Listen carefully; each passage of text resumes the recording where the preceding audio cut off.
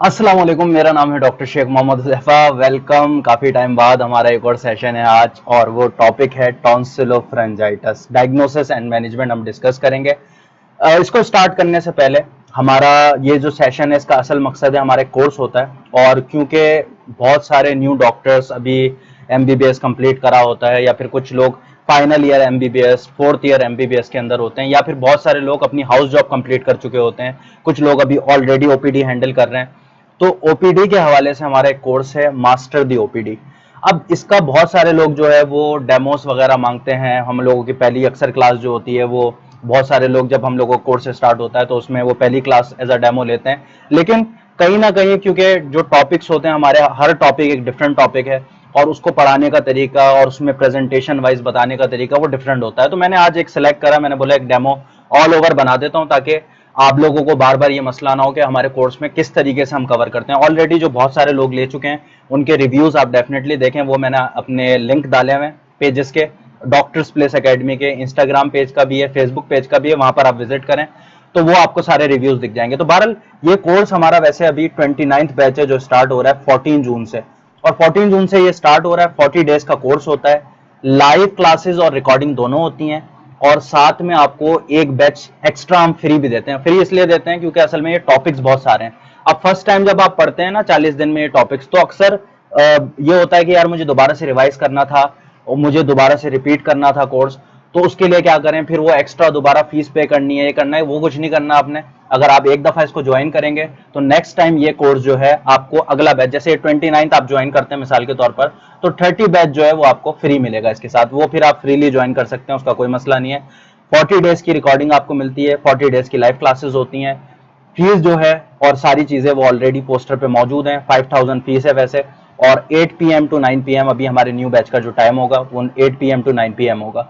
बाकी कंटेंट्स जो हैं वो 60 अबव टॉपिक्स हैं जो हम कवर करते हैं, और ये 60 अबव टॉपिक्स आपको almost 90% of the time OPD में नजर आते हैं। तो बहरहाल इनमें से हमने अभी आज एक टॉपिक लिया है टॉन्सिलोफेरेंजाइटिस, वो हम डिस्कस करेंगे। तो फेरेंजाइटिस एंड टॉन्सिलाइटिस ये हम आज डिस्कस करेंगे, और हम किस तरीके से पढ़ते हैं वो आज हम पढ़ेंगे। तो सबसे पहले हम टॉपिक स्टार्ट करते हैं। टॉपिक में स्टार्ट करने में हम लोग सबसे पहले केस प्रेजेंटेशन पढ़ते हैं। ये केस जो मैं पढ़ाता हूँ ये आपके साथ क्लास में भी शेयर करता हूँ। असल में होता क्या है कि बहुत सारे लोग मुझे बोलते हैं डॉक्टर साहब आप सीधा सीधा आकर सामने बैठकर ये आप टॉपिक बताना शुरू कर दें, डिस्कस करना स्टार्ट कर दें। वो भी हम कर सकते हैं, उसका कोई मसला नहीं है। आप प्रेजेंटेशन में बताते हैं, इसका क्या मतलब पर्पस होता है असल में। तो प्रेजेंटेशन में केस को प्रेजेंट करना, इसका मेन पर्पस ये है कि जो आप हॉस्पिटल्स में काम करते हैं, एक तो आप अपनी ओपीडी चलाते हैं, एक आप हॉस्पिटल में जब काम करते हैं, और अच्छे हॉस्पिटल्स में, जी मैं बात कर रहा हूँ टर्शियरी केयर हॉस्पिटल की, मैं अच्छे हॉस्पिटल्स की बात कर रहा हूँ, वहां पर पेशेंट को ट्रीट करना, डायग्नोस करना, वो तो एक आपका ज़ाहिर काम है ही, लेकिन एक रिपोर्टिंग करना भी काम होता है। ज़ाहिर है आपके डॉक्टर्स हैं, सीनियर्स हैं, जब आप रिपोर्ट बना के रखते हैं, दूसरे डॉक्टर को रिपोर्ट पढ़नी है। अब बहुत सारी रिपोर्ट मेरे पास भी आती हैं, और वो इस तरीके की रिपोर्ट होती हैं, अल्लाह माफ करे, जब उसको पढ़ना स्टार्ट करते हैं तो ना शुरू का समझ आता है क्या लिखा हुआ है, ना एंड का समझ आता है। और वो ज़ाहिर है जब आप किसी को बताएंगे पहली दफा हिस्ट्री, 10 पेशेंट आपके पास आ रहे हैं, भूल जाते हैं आप हिस्ट्री के उसने क्या बताया था क्या नहीं बताया था।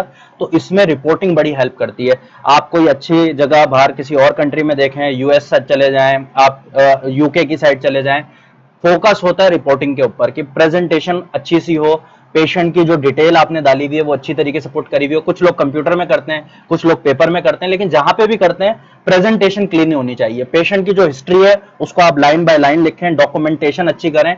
उससे होगा क्या कि जब आपका कोई सीनियर आएगा, वो रिपोर्ट पढ़ेगा या वो किसी और डॉक्टर के पास जाएगी, तो उनको डिफिकल्टी नहीं होगी कि इसमें लिखा हुआ क्या है, समझ ही नहीं आ रहा। तो ये एक बहुत इंपॉर्टेंट पार्ट होता है। तो ये सिखाने का भी हमारे कोर्स में पर्पस है, वरना मैं सीधा सीधा बैठ के भी आपको बता सकता हूँ चीजें, लेकिन ये चीजें भी आप साथ साथ सीखें कि किस तरीके से प्रेजेंटेशन लिखी जाती है। जब हिस्ट्री ऑफ प्रेजेंटिंग इलनेस को मेंशन करते हैं तो वो कैसे मेंशन करते हैं, इसलिए हम ये प्रेजेंटेशन के अंदर समझाते हैं। और जाहिर है आप प्रेजेंटेशन में और चीजें भी देख सकते हैं, जैसे कि अभी हम टॉन्सिलाइटिस में देखेंगे, उसके डिफरेंशियल देखेंगे, किस तरीके के आपको नजर आते हैं। पिक्चर जरूरी है, बहुत इंपॉर्टेंट, क्योंकि आपने असल में पेशेंट को देखना है। आपको सिर्फ बता दूंगा कि मैं टॉन्सिल्स इन्फ्लेम्ड हो गए तो उससे आपको नहीं पता लगेगा, या टॉन्सिलर एक्सुडेट बन गए तो नहीं पता लगेगा जब तक आप पिक्चर नहीं देखेंगे। तो इसलिए इंपॉर्टेंट है। तो चलें हम स्टार्ट करते हैं। सबसे पहले पेशेंट इंफॉर्मेशन में पेशेंट नेम है mister Shahid, 28 years old, male patient है। ऑक्यूपेशन क्या है, ऑफिस वर्कर है। प्रेजेंटिंग कंप्लेंट पेशेंट की, या जिसे हम चीफ कंप्लेंट कहते हैं, severe sore throat for 3 days, difficulty swelling, fever 38.5 centigrade. तो एक पेशेंट हमारे पास आए जिनकी मेन कंप्लेन है सोर थ्रोट। पेशेंट अक्सर आपके पास आता है, ज़ाहिर है अब हम लोग क्योंकि हमारे यहाँ पर पेशेंट में हम उर्दू में बात करते हैं, तो उर्दू में पेशेंट कैसे बताता है? पेशेंट ऐसे बताएगा, डॉक्टर साहब मुझे गले में सूजिश हो गई है, गले में जो है वो कुछ खा रहा होता हूँ तो बहुत तकलीफ होती है। तो इस तरीके से पेशेंट आपके पास प्रेजेंट करेगा और साथ में बुखार हो गया है। तो यही प्रेजेंटेशन पेशेंट ने हमें बताई है। और आया कहां पर है? हमारे पास ओपीडी में आया। ये बहुत अच्छा होता है कि रेफरल स्टेटस कहां पर आया है पेशेंट, इमरजेंसी में आया है, ओपीडी में आया है, आपके पास हॉस्पिटल की किसी जर्नल ओपीडी में आया, तो वो आप मेंशन कर देते हैं। तो बहरहाल ये हमारे पास पेशेंट ओपीडी के अंदर आया।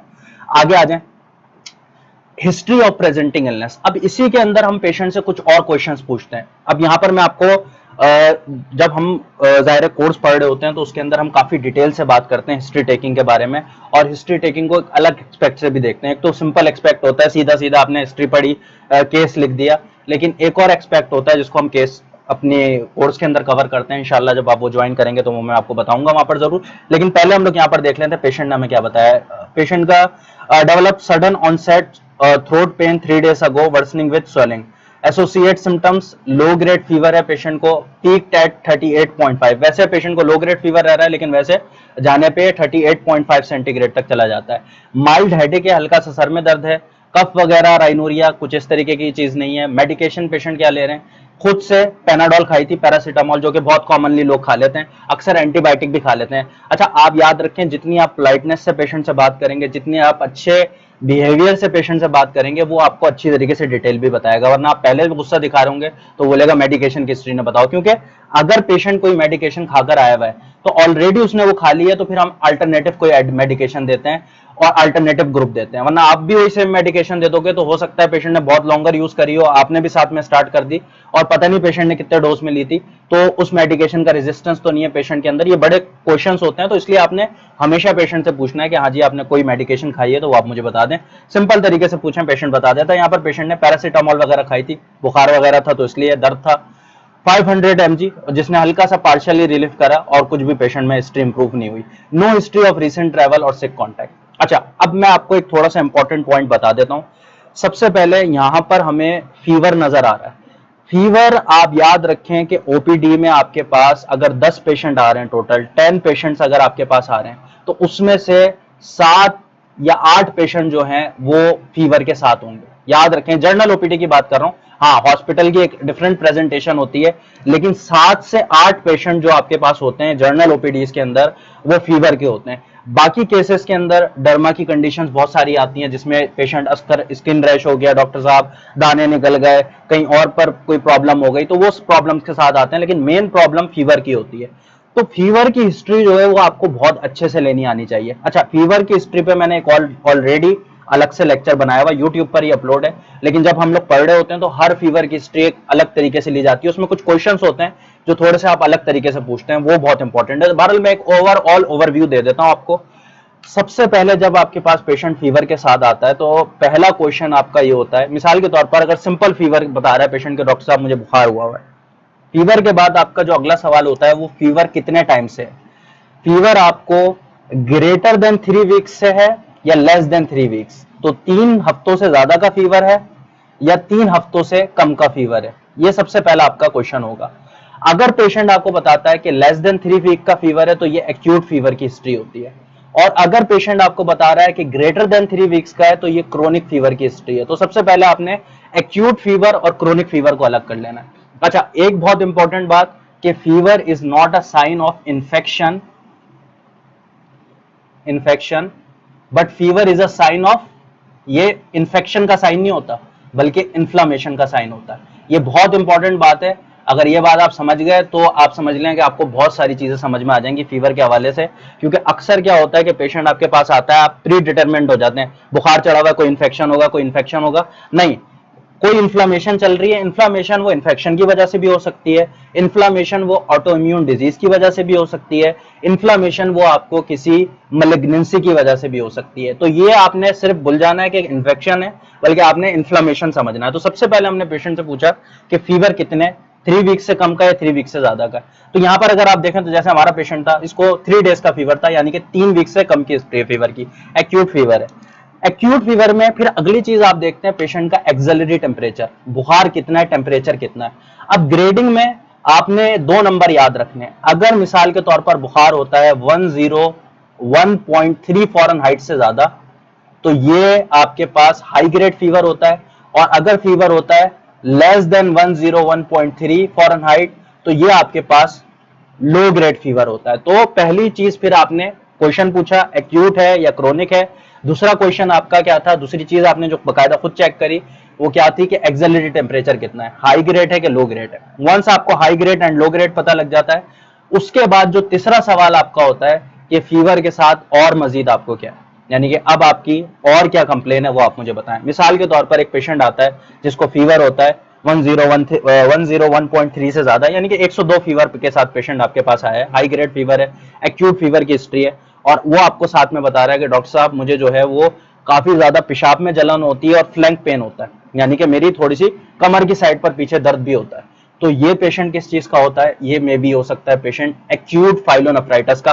तो आपने फीवर के बाद ना उसका ओरिजिन मालूम करना होता है कि बुखार एग्जैक्टली हो किस वजह से रहा है, क्या सिस्टम इन्वॉल्व हुआ है आपका पेशेंट के अंदर जिसकी वजह से पेशेंट को बुखार हो रहा है। तो मिसाल के तौर पर मैंने यहाँ पर आपको दी पाइलोनेफ्राइटिस की। इसी तरीके से पेशेंट आ सकता है डॉक्टर साहब बुखार हो रहा है, अच्छा बुखार हो रहा है, बुखार के साथ क्या हो रहा है, एयर डिस्चार्ज हो रहा है, कान जो है इन्फ्लेम्ड हुआ हुआ है, आप एयर देख रहे हो, एयर कैनाल इन्फ्लेम्ड हुई हुई है और उसमें से पस डिस्चार्ज हो रहा है। तो किस केस का हो सकता है, किस चीज का केस हो सकता है, ये केस हो सकता है आपके पास ओटाइटिस एक्सटर्ना का, ओटाइटिस मीडिया का। इसी तरीके से आपके पास पेशेंट आता है उसको बुखार है और आप देख रहे हो उसकी सॉफ्ट टिश्यू स्वेलिंग हुई हुई है, तो मे भी किस चीज का केस हो सकता है, ये हो सकता है केस आपके पास सेलुलाइटिस का। इसी तरीके से पेशेंट आपके पास फीवर के साथ आता है और बुखार के साथ पेशेंट को जो है वो आप देख रहे हैं और क्या मसला है, पेशेंट बता रहा है बहुत सीवियर किस्म का सर में दर्द है और नेक स्टिफनेस हो रही है।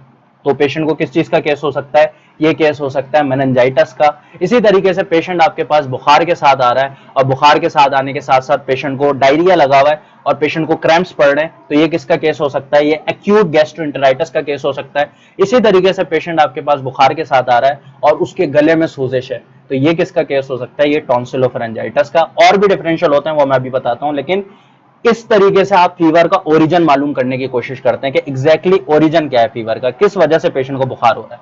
अब एक पेशेंट आपके पास आता है और वो बताता है डॉक्टर साहब मुझे बुखार है। आप बोलते हैं अच्छा जी, आप देखते हैं बुखार चेक करते हैं, कितने दिन का बुखार है, लेस देन 3 वीक्स का, एक्यूट फीवर है।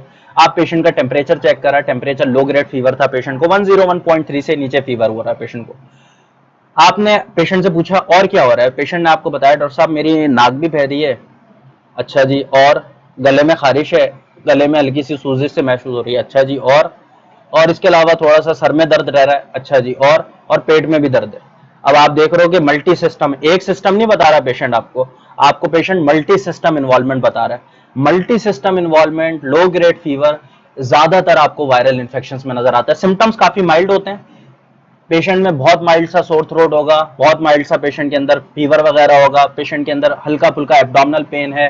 मिसाल के तौर पर मैं बता रहा हूं कि मल्टी सिस्टम इन्वॉल्वमेंट अगर आपको नजर आ रही है लो ग्रेड फीवर के साथ, हल्के फुल्के से सिम्टम्स हैं, कोई बहुत ज्यादा कॉम्प्लिकेटेड कंडीशन नहीं दिख रही पेशेंट में, तो ये अक्सर आपको वायरल इन्फेक्शन के साथ नजर आता है।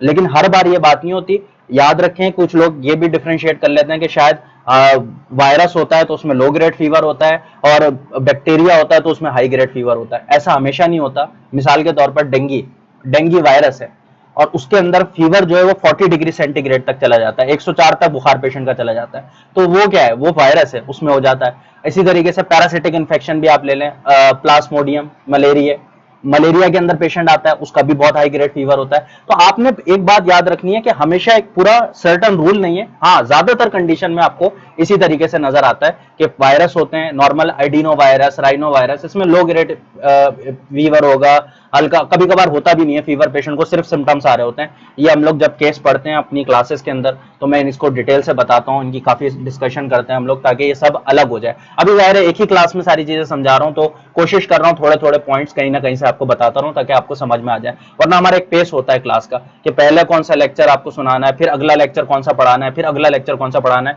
ताकि आगे चलते चलते जब आप लेक्चर की तरफ पहुंचे तो आपको कोई चीज डिफिकल्ट ना लगे। तो बहरहाल हम स्टार्ट करते हैं दोबारा से अपनी बात को। बहरहाल आपने ये पेशेंट को देख लिया, अच्छा इसी तरीके से एक पेशेंट आपके पास आया है जो बता रहे हैं डॉक्टर साहब मुझे खांसी रहती है, ड्राई कफ रहता है और पता नहीं मेरा वजन भी गिर रहा है और ये कफ जो है ना मुझे ठीक ही नहीं होके दे रहा है, मुझे 3 महीने हो गए। अच्छा जी, उसके अलावा? और अक्सर रात को पता नहीं क्या होता है कि ठंड लगती है और बुखार चढ़ जाता है, हल्का सा बुखार होता है, ज्यादा नहीं होता, लेकिन ठंड लगती है और बुखार चढ़ जाता है। अब ये केस किसका हो सकता है? मे be a case of tuberculosis. तो ट्यूबरकुलोसिस अक्सर आपके पास क्रोनिक फीवर के साथ आता है। क्रोनिक फीवर के अंदर ही ऑटो इम्यून डिजीजेस कभी नहीं भूलनी। एक पेशेंट आपके पास आ रहा है जिसको लो ग्रेड फीवर रहता है और आप देख रहे हो उसको एक मेलर रैश पड़ा हुआ है, नोज की साइड से आपकी चिक की साइड तक एक रैश जा रहा है, तो वो क्या हो सकता है? एसएलई का पेशेंट। एसएलई के पेशेंट में भी कॉन्स्टिट्यूशनल सिम्टम्स आ सकते हैं। रोमोइड अर्थराइटिस के अंदर पेशेंट फीवर के साथ आ सकता है। सार्कोडोसिस के अंदर पेशेंट फीवर के साथ आ सकता है। तो आपने याद रखना है कि ऑटो इम्यून डिजीजेस भी फीवर करवा सकती हैं, लेकिन क्रोनिक फीवर के साथ आता है पेशेंट, अमूमन लॉन्गर हिस्ट्री होती है। इसी तरीके से आपके पास एक पेशेंट आ रहा है जिसका, यही पेशेंट है, यंग पेशेंट है, पेशेंट बता रहा है आपको डॉक्टर साहब मुझे खांसी रहती है, कफ रहता है। अच्छा जी, और बुखार होता है, पता नहीं क्यों मुझे 2 महीने से बुखार ठीक नहीं हो रहा। अच्छा जी, इसके अलावा पेशेंट आपको बता रहा है कि डॉक्टर साहब यहाँ पर मुझे गर्दन में कोई ऐसी स्वेलिंग से महसूस हो रही है। आप जब देख रहे हो, हाथ लगा रहे हो, कोई दर्द होता है? नहीं, पेशेंट बता रहा है दर्द नहीं होता, लेकिन कुछ सूजा सूजा सा लग रहा है। आप हाथ लगाते हो तो लिम्फ नोड्स इन्फ्लेम्ड हुए हैं पेशेंट के, बड़े में इनलार्ज हुए हैं, इन्फ्लेम्ड नहीं बोल सकते, इन्फ्लेमेशन में पेशेंट को पेन होता है, इनलार्ज हुए हैं, बड़े हुए हैं पेशेंट पे आप हाथ लगा रहे हैं तो पेन वेन फील नहीं हो रहा पेशेंट का, लेकिन लिम्फ नोड बड़े में।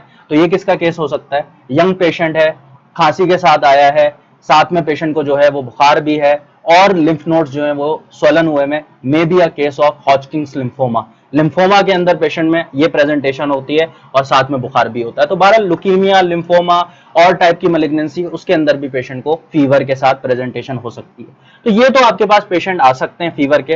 अच्छा, एक पेशेंट और होता है फीवर का, आता है आपके पास, आप बोलते हैं अच्छा जी बुखार है डॉक्टर साहब मुझे, अच्छा जी बुखार है और क्या? और डॉक्टर साहब जिस्म में दर्द हो रहा है। अच्छा जी, जिस्म में दर्द हो रहा है और क्या? नहीं, बस थकावट रहती है और जिस्म में दर्द होता है। अब पेशेंट आपको कोई स्पेसिफिक ऑर्गन सिस्टम नहीं बता रहा जो इन्वॉल्व हुआ है। जैसे कि पहले केस के अंदर पेशेंट ने आपको बता दिया अपर रिस्पायरेटरी ट्रैक्ट इन्फेक्शन का, हिंट दे दिया आपको एयर इन्फेक्शन की, हिंट दे दिया आपको यूटीआई इन्फेक्शन की, हिंट दे दिया आपको एब्डोमिनल इन्फेक्शन की। यहाँ पर कोई हिंट नहीं दे रहा, सिर्फ जनरलाइज बॉडी पेन हो रहा है और फटीग हो रही है, जो कि अक्सर फीवर में ही होती है। अब आप ये सोच रहे हो कि यार इस पेशेंट को हुआ क्या है? ये होता है case pyrexia of unknown origin, यानी कि जहां पर हमें बुखार का एग्जैक्ट ओरिजिन नहीं पता चल पा रहा होता। देखिए, हमारी फील्ड जो है ना, बिल्कुल एक समझ लें इन्वेस्टिगेटर की तरह, एक बिल्कुल इन्वेस्टिगेटिव ऑफिसर नहीं होता कि आपको एक चीज दिखी, सबूत दिखा, उसके बाद आपने उस पर कम वर्कअप करना स्टार्ट कर दिया। जैसे हमें पेशेंट में बुखार मिला, बुखार पे हमने आगे सवाल पूछना स्टार्ट कर दिए, इसके बाद हमें पता चल गया ये कंडीशन है, ये कंडीशन है। लेकिन यहाँ पर एक ऐसा सीन आ गया है जहां पर आपको पता नहीं चल पा रहा है कि एग्जैक्टली पेशेंट को हुआ क्या है। पेशेंट बुखार का बता रहा है, उसके अलावा कुछ नहीं बता रहा। तो यहाँ पर केसेस अक्सर होते हैं डेंगी, मलेरिया, ट्यूबरकुलोसिस के, ब्रुसिलोसिस के, एंडोकार्डाइटिस के, अक्सर केस होते हैं आपके पास यहाँ पर टाइफॉइड फीवर के। अक्सर पेशेंट ऐसे आते हैं अर्ली प्रेजेंटेशन में, बाद में तो इजीली डिफरेंशिएट हो जाता है, लेकिन अर्ली प्रेजेंटेशन ऐसी होती है जिसमें आप एग्जैक्टली बता नहीं पा रहे होते पेशेंट को हुआ क्या है। तो बहरहाल इनकी भी टेक्निक्स होती हैं। हम जब बात करते हैं तो मैं डेंगी में भी बताता हूँ ऐसी और क्या प्रेजेंटेशन होती है, मलेरिया में ऐसी क्या और चीज होती है जिसका आपको अंदाजा हो जाता है मलेरिया कैसे, टाइफॉइड कैसे पता लगता है, वो हम सब क्लासेस में डिस्कस करते हैं। लेकिन बहरहाल ये पायरेक्सिया ऑफ अननोन ओरिजिन के केस होते हैं। लेकिन यहाँ पर अगर आप देखें तो हमें पता लग गया बुखार है, बुखार के साथ पेशेंट को जो है सोर थ्रोट हुआ है और ये पेशेंट की प्रेजेंटेशन है। अब थोड़ा आगे की तरफ मूव करते हैं। अच्छा जी, अब इंपॉर्टेंट चीज होती है उसके बाद आपकी, जब आप हिस्ट्री ले लेते हैं पेशेंट की, आप पेशेंट का फिजिकल एग्जामिनेशन करते हैं। फिजिकल एग्जामिनेशन के अंदर सबसे पहले जर्नल्स में आप पेशेंट के वाइटल्स वगैरह आपको पता हो। अच्छा, यहाँ पर वो फीवर जरा गलत हुआ है, हमने वहां पर 38.5 लिखा हुआ है, यहाँ पर जरा टाइपो हुआ है, इसको सही कर लें। अच्छा, पेशेंट अलर्ट है, फेब्राइल है, जो कि अभी हमने पेशेंट का फीवर बताया था, माइल्ड डिहाइड्रेटेड है। पेशेंट के जब हमने टॉन्सिल्स को देखा, जाहिर है पेशेंट जब बताता है गले में दर्द हो रहा है। अच्छा, ये एक बहुत इंपॉर्टेंट बात है, मैं आपको देखें, ये केसेस ऐसे हैं टॉन्सिलाइटिस के कि आपके पास इतनी ज्यादा पेशेंट आता है कि आप एक टाइम पे ना यूज टू हो जाते हैं। यूज टू कैसे हो जाते हैं? पेशेंट आया, गले में दर्द हो रहा है, बुखार हो रहा है, आपने बोला यार टॉन्सिलाइटिस है, फ्रेंजाइटिस है, ये मेडिकेशन खा लो। आप चेकअप करना भूल जाते हैं कि यार इस पेशेंट का चेकअप भी करना है। टंग डिप्रेसर के थ्रू मैं देखूं तो टंग डिप्रेस करके टॉन्सिल्स पीछे से कैसे नजर आ रहे हैं। अगर आप ये पार्ट मिस कर देते हैं ना, तो कभी कभार आप ऐसी डिजीजेस को मिस कर देते हैं जो कि है रेड फ्लैग्स होती हैं हमारे पास, यानी कि वो कंडीशंस के अंदर पेशेंट जो है वो इमरजेंसी कंडीशंस होती हैं। अक्सर कंडीशन ऐसी होती हैं कि वो नॉर्मल मेडिकेशन से ट्रीट नहीं होंगी। ऐसे पेशेंट को आपने लाजमी एएनटी स्पेशलिस्ट के पास भेजना होता है। एज अ जनरल फिजिशियन बहुत सारे पेशेंट हम खुद डील करते हैं, लेकिन कुछ ऐसे पेशेंट होते हैं जो हमारी डोमेन में नहीं बल्कि स्पेशलिस्ट डोमेन में आते हैं। जाहिर है स्पेशलाइजेशन किसी ने 3 साल मजीद 5 साल या मजीद 3 साल 2 साल लगाया है, वो किस पर्पस के लिए लगाया है कि वो इसी तरह के केस डील कर सके जो कि डिफिकल्ट केसेस होते हैं। अब होता क्या है कि आपने टंग डिप्रेसर के थ्रू देखा नहीं, पेशेंट ने आपको बताया था डॉक्टर साहब गले में थोड़ी सी खाने में तकलीफ हो रही है, पता नहीं चल रहा है। अच्छा, आपने बोला चलो ये लो एंटीबायोटिक लिख के दे दी, कुछ लिख के दे दी अपने पास से, आपने बोला जाके खा लेना घर पे। अब वो पेशेंट गया घर पे, उसने आपकी मेडिकेशन भी खाना स्टार्ट कर दी, लेकिन कुछ टाइम बाद वो पेशेंट जो है 1-2 दिन बाद ही वो इतनी सीवियर कंडीशन में चला गया कि उसका सर्वाइवल मुश्किल हो गया। अब ये क्या हुआ है, आप अगर टंग डिप्रेसर के थ्रू टंग डिप्रेसर करके पेशेंट के टॉन्सिल्स को ऑब्जर्व करके कि वाकई में टॉन्सिलाइटिस है या फेरेंजाइटिस है या पेशेंट को कोई और केस तो नहीं है। मिसाल के तौर पर एक पेशेंट है जिसके back side of the pharynx से आप देख रहे हो व्हाइटिश मेम्ब्रेन नजर आ रही है। अब ये टॉन्सिलाइटिस का केस नहीं है बल्कि ये डिफ्थीरिया का केस है, और डिफ्थीरिया जो है वो मेडिकल इमरजेंसी है। यहाँ पर पेशेंट फौरन रेफर होता है टू द हॉस्पिटल ताकि उसको एंटी डिफ्थीरियल टॉक्सिन्स लगते हैं। उसके अलावा पेशेंट को जो है यहाँ पर मेडिकेशन के तौर पर सबसे पहले सपोर्टिव ट्रीटमेंट के तौर पर इंट्यूबेट किया जाता है। अगर सांस लेने में मसला हो रहा है इंट्यूबेशन होती है, अगर बहुत ज्यादा ब्लॉकेज हुई हुई होती है तो ट्रैकियोस्टमी होती है। तो बहरहाल ये सारी चीजें जो है वो ईएनटी डिपार्टमेंट में होती हैं, लेकिन अगर आपने वो देखा ही नहीं तो आप कैसे बता सकते हैं कि ये केस डिफ्थीरिया का था। या फिर एक पेशेंट आपके पास आता है, आप उसके टंग डिप्रेसर के थ्रू देखते हैं टॉन्सिल्स को, और टॉन्सिल जो है एक टॉन्सिल बड़ा है और एक टॉन्सिल छोटा है। अब यहां पर कभी फोकस कोई नहीं करता कि टॉन्सिलाइटिस जब आप पेशेंट के अंदर होता है तो अक्सर बायलैटरल टॉन्सिल्स इन्फ्लेम्ड होते हैं। एक टॉन्सिल बड़ा दिख रहा है, एक टॉन्सिल छोटा दिख रहा है, पेशेंट बोल रहा है, थोड़ा सा आवाज बैठ रही है पेशेंट की। ये केस फिर सिंपल टॉन्सिलाइटिस का नहीं है, ये केस है रीट्रो। या तो पेशेंट के अंदर दो तरह के केसेस हो सकते हैं, एक होता है प्री टॉन्सिलर एब्सिस का केस और एक होता है रिट्रोफरेंजियल एब्सिस का केस। दोनों डीप नेक इन्फेक्शन के केसेस होते हैं। जो मैंने अभी प्रेजेंटेशन बताई है वो प्री टॉन्सिलर एब्सिस का केस होता है। यहाँ पर डीप नेक इन्फेक्शन हुआ हुआ है पेशेंट को, और बाकायदा मैंने एक पेशेंट देखा हुआ है जिसकी डीप नेक इन्फेक्शन को मिस कर दिया था, और वो डीप नेक इन्फेक्शन होता होता थोरेसिक कैविटी तक चला गया था, और पेशेंट की डबल सर्जरी हुई थी, ड्रेनेज सर्जिकल ड्रेनेज हुई थी। और उस सर्जिकल ड्रेनेज में पहले ईएनटी स्पेशलिस्ट आए थे, उन्होंने फिर ईएनटी स्पेशलिस्ट ने पहले ड्रेनेज करी, उसके बाद जो है वो कार्डियोथोरेसिक सर्जन आया जिसने चेस्ट से ड्रेनेज करी। तो बहरहाल ऐसी कंडीशन में पेशेंट पहुंच जाता है, और कभी कभार वो खुद खुशकिस्मत पेशेंट था जिसका पता भी लग गया। बहुत सारे लोगों को वो टॉन्सिलाइटिस समझ के ट्रीट करते रहते हैं, यार पता नहीं इसका टॉन्सिलाइटिस ठीक ही नहीं हो रहा, टॉन्सिलाइटिस ठीक ही नहीं हो रहा, और पता चलता है कि वो इतना सीवियर हो जाता है एब्सेस के वो पेशेंट फिर बचता भी नहीं है। तो ये आपने याद रखना। अच्छा, इसकी एक और याद रखें कि ये पेशेंट अक्सर आपके पास ऐसे भी आते हैं, जैसे उनके टॉन्सिल्स आप देखोगे तो एसिमेट्रिकल टॉन्सिल होंगे, या फिर जब रिट्रोफरेंजियल एब्सिस होता है पेशेंट के फेरिंग्स के पीछे, तो वो फेरेंजियल वॉल आपको काफी ना आगे की साइड पर नजर आ रही होती है, और पेशेंट काफी ज्यादा अगर आप देखोगे ना तो थोड़ा बोलते हुए पोटैटो वॉइस कहते हैं हम उसको, ऑड पोटैटो वॉइस, थोड़ी भारी सी आवाज पेशेंट की हो जाती है, थोड़ी बैठ जाती, मतलब थोड़ी सी आप देखोगे तो बैठा हुआ पेशेंट बोल रहा होगा। बहरहाल ऐसे पेशेंट में आप एक और कंप्लेन देखोगे, पेशेंट बताएगा डॉक्टर साहब नेक स्टिफनेस हो रही है। अब नेक स्टिफनेस सिर्फ मेनिंजाइटिस में नहीं होती बल्कि रिट्रोफरेंजियल एब्सिस में भी होती है, लेकिन वहां पर मसला क्या होगा, जाहिर बात है मेनिंजाइटिस में पेशेंट को सीवियर हेडेक होता है। यहाँ पर हेडेक वगैरह का मसला नहीं है, यहाँ पर पेशेंट को एक तो बोलने में थोड़ा सा आप देखोगे तो आवाज बैठी हुई है, और पेशेंट के फेरिंग्स देख रहे हो तो इन्फ्लेम्ड हुए में आगे की साइड पर आपको इन्फ्लेम नजर आ रहे हैं, और साथ में पेशेंट को नेक स्टिफनेस हो रही है, तो ये रिट्रोफरेंजियल एब्सिस का केस होता है। तो बहरहाल ये बताने का मकसद क्या है, ये सारी चीजें कि आपने फिजिकल एग्जामिनेशन कभी मिस नहीं करना, हमेशा देखना है कि आपको कुछ नजर आ रहा है, बाकी में जो पेशेंट बता रहा है वो प्रेजेंटेशन वाइज भी पेशेंट के अंदर दिख रहा है, ये बहुत इंपॉर्टेंट पॉइंट है। तो यहाँ पर हम पेशेंट के टॉन्सिल्स को देखते हैं। यहाँ पर आप पेशेंट के टॉन्सिल्स देखें तो बायलैटरल एनलार्जमेंट नजर आ रही थी, ग्रेड 3। अच्छा, अब ये ग्रेड 3, ग्रेड 2, ग्रेड 1 अगर आप नहीं कर सकते तो कोई मसला नहीं, लेकिन बहुत आसान चीज होती है। मतलब मिसाल के तौर पर मैं आपको आगे चलकर इमेज दिखाऊंगा, बल्कि मेरे पास अभी इमेज होगी। जैसे मिसाल के तौर पर ये पिक्चर आप देख रहे हो, ये पेशेंट के दोनों टॉन्सिल्स जो हैं वो इन्फ्लेम्ड हुए हैं, ठीक है, और यहाँ पर अगर आप देखो तो ये ओरोफेरिंग्स आपको नजर आ रहा है। अच्छा, ये जो दोनों टॉन्सिल्स है ना, आपस में इन दोनों के बीच में ओरोफेरिंग्स का कितना स्पेस इन्होंने कवर कर लिया, विड्थ कितनी कवर कर ली है, इसके हिसाब से ग्रेडिंग होती है। तो 25% करा होता है तो ग्रेड 1, अगर आपका पेशेंट जो है वो 56% तक जा रहा है, इस तरीके से ग्रेड 3, 76% कवर हो गया तो ग्रेड 3 हो जाता है, 76 से ज्यादा हो गया है तो ग्रेड 4 हो जाता है। तो ये कितने करीब आ गए दोनों, ये इसके हिसाब से ग्रेडिंग होती है। तो बहरहाल ये आप एक्सपीरियंस के साथ साथ मेंशन कर देते हैं रिपोर्ट्स में। अगर वैसे ना भी कर सकें तो आप दो बातें याद रखें कि अगर बहुत करीब आपको टॉन्सिल्स नजर आ रहे होते हैं, यानी कि इतने करीब आ गए कि बिल्कुल लगने वाले एक दूसरे से, उसको हम किसिंग टॉन्सिल्स कहते हैं। बस वो एक आप टर्म याद रखें, अदरवाइज ये चीज जो है वो आप साथ साथ अपने एक्सपीरियंस के सीखते रहते हैं। और बाकी अगर आपको मेरे से अलग अलग से गाइडेंस चाहिए होगी इसके हवाले से, तो जाहिर है जो लोग हमसे कोर्स लिए हुए होते हैं वो क्वेश्चंस पूछते हैं, तो उनको हम अलग से भी उन चीजों के आंसर देते हैं, थोड़ी उसमें आपको हेल्प हो जाए तो वो अलग से भी सिखा देते हैं। तो बहरहाल ग्रेडिंग ऐसे मेंशन करी हुई है, तो ये मैं आपको बता रहा हूँ। चलें, दूसरी चीज, हमें व्हाइटिश एक्सुडेट नजर आ रहे हैं। एक्सुडेट क्या होते हैं? ये आपको हल्का हल्का सा व्हाइटिश जो मटेरियल नजर आ रहा है ना टॉन्सिल्स के ऊपर, तो ये एक्सुडेट्स हैं। ये क्या है? ये प्रोटीन रिच फ्लूइड है, वो कलेक्ट हो जाता है टॉन्सिल्स के ऊपर, और ये आपको एक्सुडेट, इसको हम एक्सुडेट्स कहते हैं। तो ये आपको टॉन्सिल्स के ऊपर नजर आ रहा है। ये टॉन्सिल कौन सा है? ये पैलाटाइन टॉन्सिल है।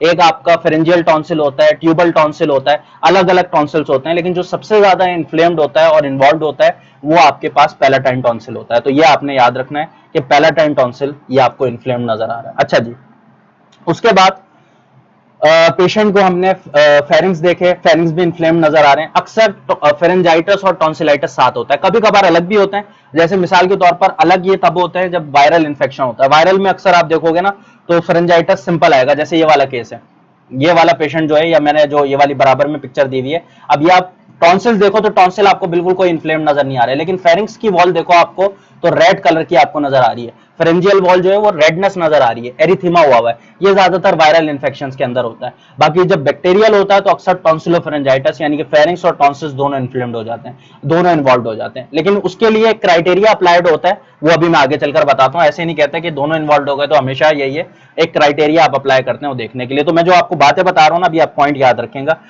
फेरिंग्स इन्फ्लेम्ड है, no valvular, no uvular deviation, cervical lymph node जो है पेशेंट के वो टेंडर है एंटीरियर सर्वाइकल नोड।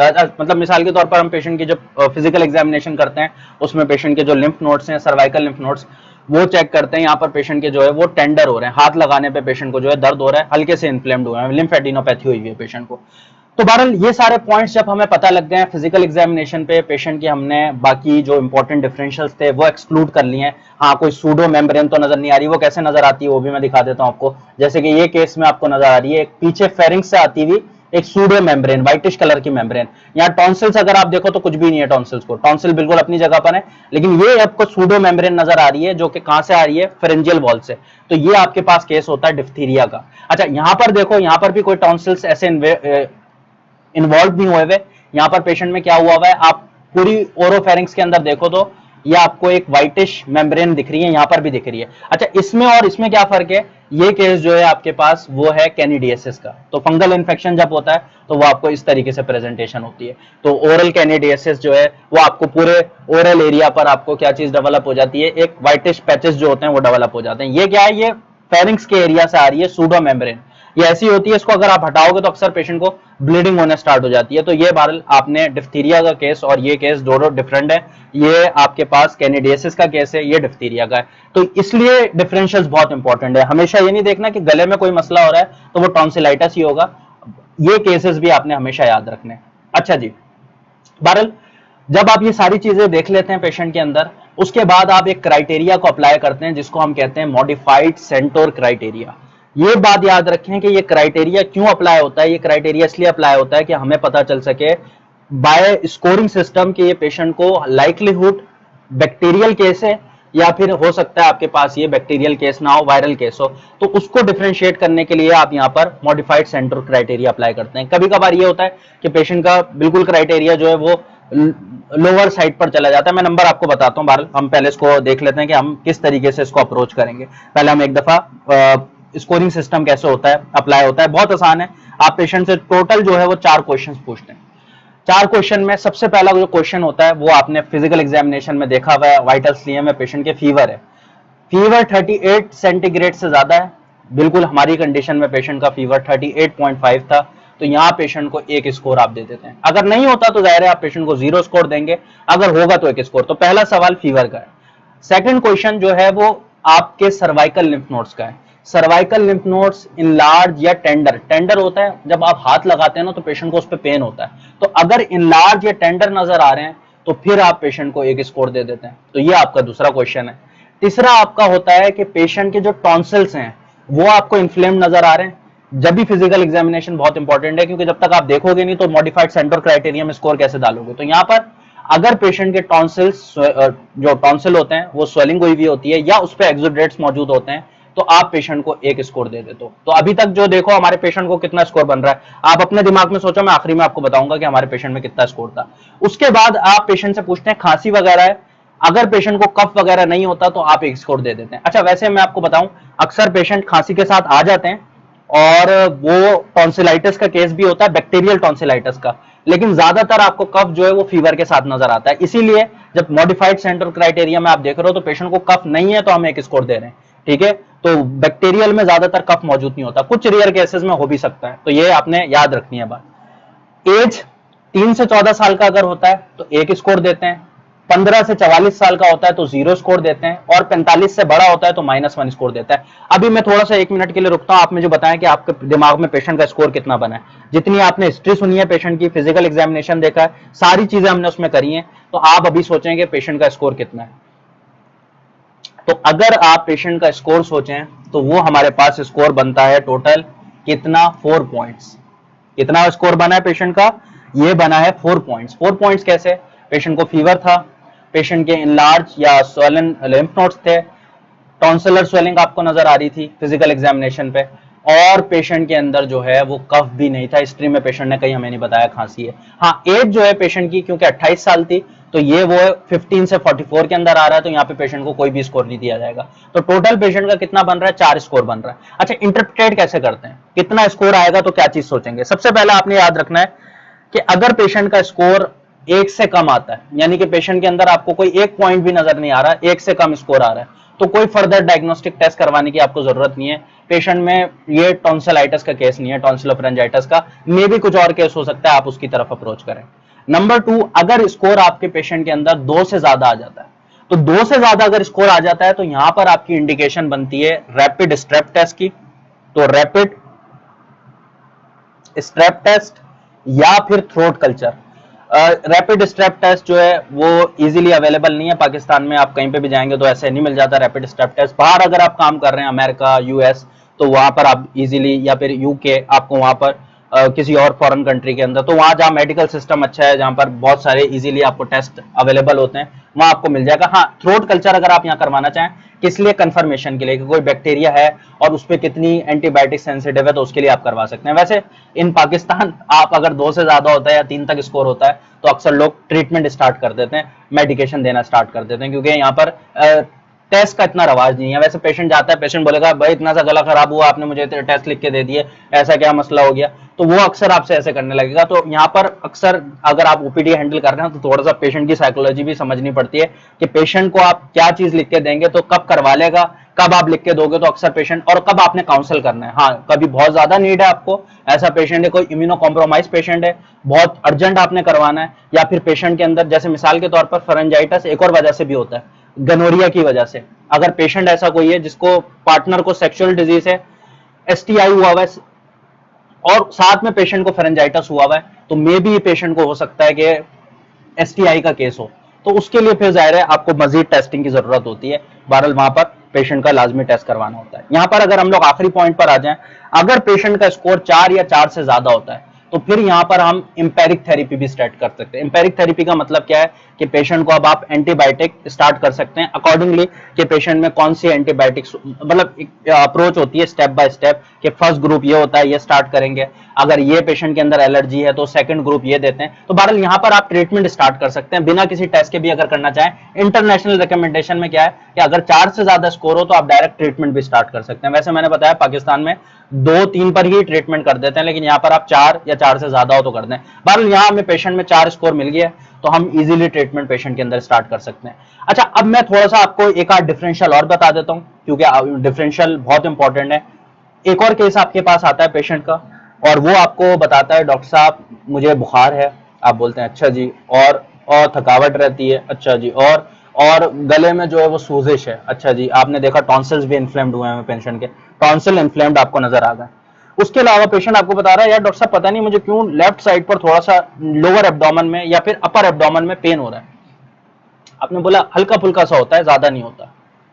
आपने फिजिकल एग्जामिनेशन करा, आपको पेशेंट में मिल गया हेपेटोस्प्लीनोमेगैली, यानी कि पेशेंट का स्प्लीनोमेगैली भी हुआ था, यानी कि जब आपने पेशेंट को पाल्पेट करके, अगर आपको एब्डोमिनल एग्जामिनेशन अच्छे से आता है तो आपने पाल्पेट कर लिया, या फिर आप उसको जाहिर बात है कंफर्म कर सकते हैं अल्ट्रासाउंड पे, और पेशेंट का लिवर भी जो है वो इनलार्ज हुआ है, या सिर्फ मिसाल के तौर पर स्प्लीन ही इनलार्ज हुई हुई है, तो ये केस आपके पास होता है इन्फेक्शन मोनोन्यूक्लियोसिस का, जिसको हम किसिंग डिजीज भी कहते हैं। तो इन्फेक्शियस मोनोन्यूक्लियोसिस या किसिंग डिजीज ज्यादातर बच्चों के अंदर होती है, स्लाइवा के थ्रू ट्रांसफर होती है, और बड़ों के अंदर भी हो सकती है, यंग एडल्ट्स के अंदर। तो बहरहाल याद रखना है आपने कि ये डिजीज के अंदर स्प्लीनोमेगैली हो जाती है। अक्सर क्या होता है, ये केस मिस हो जाते हैं बहुत दफा, अच्छे अच्छे हॉस्पिटल्स में भी मिस हो जाते हैं। वजह क्या होती है कि लोगों में इतना ज्यादा वो ऑब्जर्व नहीं कर पाते कि वाकई में पेट में दर्द हो रहा है या फिर हल्का फुल्का सा हो रहा होता है, तो वो मिस कर देते हैं, वो बताते भी नहीं है डॉक्टर को।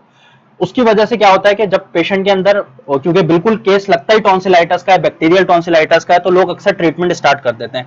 लेकिन आपने एक बात याद रखनी है कि आपने पेशेंट के अंदर ट्रीटमेंट स्टार्ट करी, और मिसाल के तौर पर पेनिसिलिन ग्रुप स्टार्ट होता है, अमॉक्सिल, अमॉक्सिल आपने पेशेंट को दी, अमॉक्सिल देने के साथ ही पेशेंट के रैश डेवलप होना स्टार्ट हो गया, बॉडी में म्यूकोपेपिलरी रैश बनने लग गया, तो ये केस फिर हमारे पास इन्फेक्शियस मोनोन्यूक्लियोसिस का होता है, क्योंकि इन्फेक्शियस मोनोन्यूक्लियोसिस में एंटीबायोटिक जैसे ही आप पेशेंट को देते हैं वो उसी वक्त रिएक्ट कर जाती है और पेशेंट को रैश डेवलप हो जाता है। तो ये भी आपने एक डायग्नोसिस का पॉइंट याद रखना है कि ऐसा पेशेंट जिसको आप टॉन्सिलाइटिस का डायग्नोसिस करा था, ट्रीटमेंट स्टार्ट करी, उसके बॉडी में रैश पड़ना स्टार्ट हो गया, तो ये नहीं करना कि रैश कैसे पड़ रहे हैं, इसको हो क्या गया है, वो पेशेंट इन्फेक्शियस मोनोन्यूक्लियोसिस का है, आप मजीद उसके लिए फर्दर प्रोसीड करें, मजीद उसके लिए टेस्ट करवाएं। तो ये एक बात याद रखनी है। बाकी मैंने peritonsillar abscess, retropharyngeal abscess, viral pharyngitis का आपको मैंने बताया, एक्यूट बैक्टीरियल टॉन्सिलोफ्रेंजाइटिस पेशेंट में हमने ऑलरेडी देख लिया कैसे डायग्नोसिस बनता है, और भी डिफरेंशियल मैंने आपको बताया, कैनिडियासिस वगैरह, तो वो सब आपने याद रखना है, डिफ्थीरिया, वो सब आपने बातें याद रखनी है। यही बात आपको डॉक्टर बनाती है, क्योंकि एक सिंपल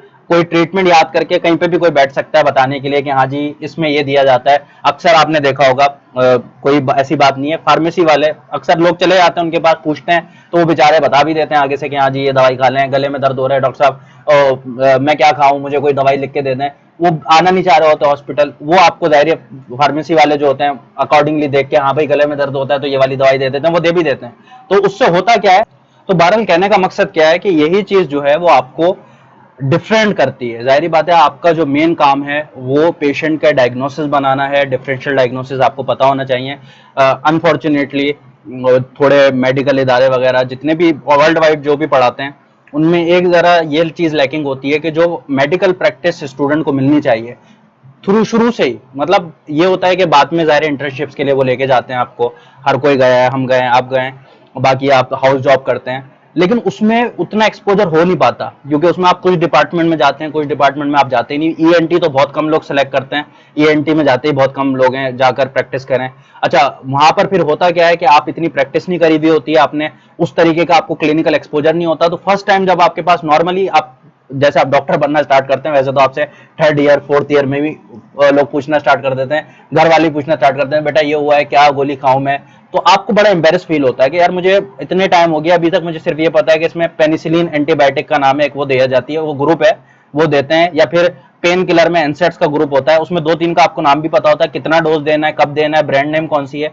तो ये जरा अगर अर्ली स्टेजेस से स्टार्ट हो जाए तो कुछ बुरी बात नहीं है, लेकिन ये है कि जरा उनका एक पैटर्न है, वो फिर कवरेज होती है कि भाई वहां से भी पूरा कोर्स कवर हो जाए, वहां से भी कोर्स कवर हो जाए, लेकिन मुझे लगता है कि इसमें कई चीजें ऐसी हैं जो स्टूडेंट्स को स्पेशली इंटर्नशिप और हाउस जॉब के टाइम पे अच्छी तरीके से सिखाई जा सकती हैं, और वो खास तौर पर ओपीडी से रिलेटेड है, ना कि वो ऐसी चीज है जो कि अभी तक आपका काम नहीं होता। बहुत सारे लोग सर्जरीज में खड़े हुए होते हैं, हालांकि वो अभी आपके डोमेन में आया नहीं होता, हाँ आप थोड़ा सीखें पर्सनली कैसे देखी जाती है किस तरीके से, लेकिन ज्यादातर अपना टाइम जो है वो क्लिनिकल प्रैक्टिस में गुजारें। ओपीडीज में दवाइयां कैसे लिख के दे रहे हैं, दवाइयां जो है वो कौन सी गाइडलाइन के हिसाब से लिख के दे रहे हैं, ये नहीं है कि मुझे किसी ने बताया था तो मैंने लिख के दी, अब मैं आपको बता रहा हूं तो आप भी लिख के दे दो, नहीं, ये सीडीसी की गाइडलाइन है, सेंटर ऑफ डिजीज कंट्रोल की, या फिर ये आपकी यूके की ब्रिटिश गाइडलाइंस है, नाइस गाइडलाइन में से दे रहे हैं, या इंटरनेशनल सोसाइटी की कोई गाइडलाइन है, या पाकिस्तान की कोई गाइडलाइन है, तो जो भी है वो आपको पता होना चाहिए कि ये मेडिकेशन दे रहे हैं तो ये इस गाइडलाइन के हिसाब से दे रहे हैं, ये गाइडलाइंस में इतने लोगों पे एक्सपेरिमेंट हुआ था तो ये हमारे पास मेडिकेशन बन गया। ये नॉलेज मेडिकल स्टूडेंट को इसी चीज की चाहिए होती है। तो बहरहाल